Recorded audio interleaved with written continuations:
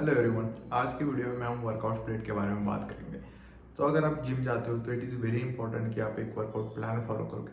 उसकी वजह से क्या होगा ना, ओवर द पीरियड आपको अपना प्रोग्रेस ट्रैक करने में भी हेल्प हो जाएगी एंड आपको जो वर्कआउट से रिजल्ट मिलेगा वो भी जल्दी मिल जाएगा। तो हम जब वर्कआउट स्प्लिट की बात करते हैं तो दो वर्कआउट स्प्लिट बहुत कॉमन है। एक है कि वन मसल पर डे, उसको हम ब्रो स्प्लिट भी बोलते हैं, and then we have push pull leg.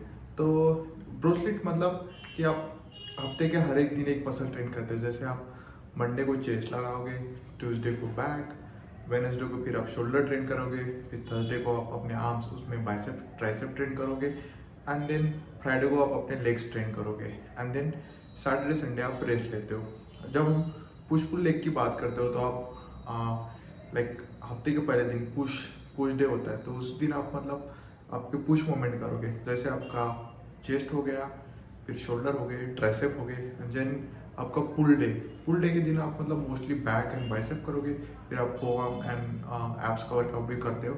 And जो तीसरा दिन होता है वो आपका लेग्स डे होता है, उसके दिन आप अपने quads, hamstring, glutes and calf muscle train करोगे।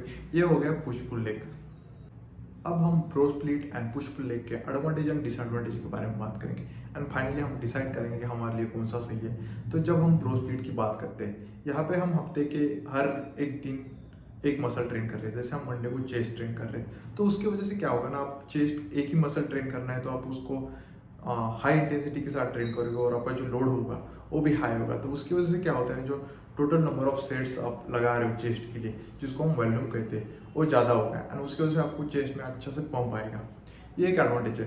दूसरा एडवांटेज ये है कि मानो कि आपका एक आध मसल ग्रुप वीक है, मानो आपकी शोल्डर वीक है, तो आपको एक पूरा दिन मिल रहा है जिस दिन आप शोल्डर का वर्कआउट कर रहे हो, तो आप जो आपके जो वीक मसल है, मानो कि डेल्टॉइड वगैरह, तो आप उसको अच्छे से ट्रेन कर सकते हो। तो ये एक एडवांटेज है।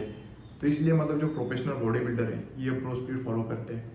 अब हम डिसएडवांटेज की बात करते हैं, तो मुझे लगता है कि एक मेन डिसएडवांटेज प्रो स्प्लिट का यह है कि यहाँ पे आपको मतलब हफ्ते में 5 दिन जिम जाना पड़ेगा कि to cover all the muscles. But अगर कोई बंदा बिजी है, वो मतलब बस हफ्ते के 3 या 4 दिन जिम जा सकता है, तो उसके केस में वो एक आध मसल ट्रेन कर नहीं पाएगा। उसकी वजह से क्या होगा, उसका एक आध मसल वीक रहेगा, मोस्टली वो लेग्स होता है। तो ये मेन डिसएडवांटेज है प्रो स्प्लिट का। जब हम पुश पुल लेग की बात करें तो मेन एडवांटेज ये है कि यहाँ पे अगर हफ्ते में मतलब आप मंडे को पुश मूवमेंट कर रहे हो, जहाँ पे आप अपना चेस्ट, शोल्डर, ट्राइसेप ट्रेन कर रहे हो, फिर ट्यूसडे को आप बैक एंड बाइसेप ट्रेन कर रहे हो, एंड देन वेडनेसडे को आप अपने लेग्स ट्रेन कर रहे हो। तो मानो कि कोई बंदा है वो हफ्ते में बस 3 या 4 दिन जिम जा सकता है, तो उसको मतलब अगर ये वो वर्कआउट स्प्लिट फॉलो करेगा तो वो सारे के सारे मसल ग्रुप बस 3 दिन में ट्रेन कर पाएगा। उसको मतलब 5 से 6 दिन जिम जाने की जरूरत नहीं।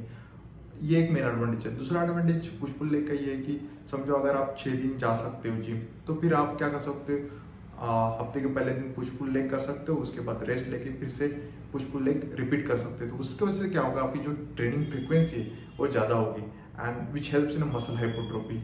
ये एक दूसरा एडवांटेज। अब डिसएडवांटेज की बात करते हैं तो पुश पुल लेग का मुझे मेन डिसएडवांटेज ये लगता है कि मानो कि आपका पुश डे है, तो उस दिन आप आपके chest, shoulder and tricep train कर रहे हो। तो जैसे आप जिम में जाते हो तो आपकी एनर्जी ज़्यादा होती है और आप फ्रेश भी होते हैं। तो जो भी वर्कआउट आप पहले करोगे, जैसे आप चेस्ट कर रहे हो तो आप उसको हाई इंटेंसिटी के साथ ट्रेन करते हो।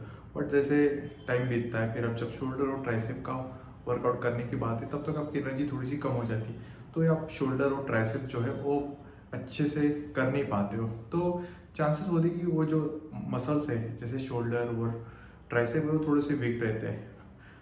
बट अभी ये मेरा फेवरेट वर्कआउट स्प्लिट है, तो एक सिंपल सा एडजस्टमेंट करके आप ये इसका जो डिसएडवांटेज है वो भी निकाल सकते हो। आपको करना क्या है, जैसे आप मतलब आपका पहला पुश डे है तो आपने चेस्ट, शोल्डर, ट्राइसेप लगा दिए, तो आप जब उसको रिपीट कर रहे हो, जब नेक्स्ट पुश डे आपका, तो आपको लगता है कि आपका शोल्डर थोड़ा सा वीक है, तो आप क्या करो, पहले शोल्डर ट्रेन करो, उसके बाद आप चेस्ट कर सकते हो, देन ट्राइसेप कर सकते हो। तो आपको क्या करना है कि आपको लगता है कि जो मसल आपका वीक है उसको पहले ट्रेन करो। तो उसकी वजह से क्या होगा ना, आपके सारे मसल अच्छे से डेवलप हो जाएंगे। टू समराइज एवरीथिंग, अगर आपका वॉल्यूम कांस्टेंट है थ्रू आउट द वीक, तो आपका bro split and push pull leg दोनों भी वर्कआउट अपनी जगह अच्छे हैं, तो आप कोई भी सेलेक्ट कर सकते हैं। एंड अगर आप बिगनर्स हो तो मुझे लगता है कि आपने पुश पुल लेग करना चाहिए। एंड सबसे इंपॉर्टेंट चीज़ है कि आप कोई भी वर्कआउट स्प्लिट कर रहे हो तो आपको मतलब उस चीज़ को एटलीस्ट 3 से 6 महीने उसको टाइम देना है and we have to be consistent to see the results. I hope this information is helpful to you and आपको अगर ऐसे वीडियो चाहिए तो please let me know. Thank you.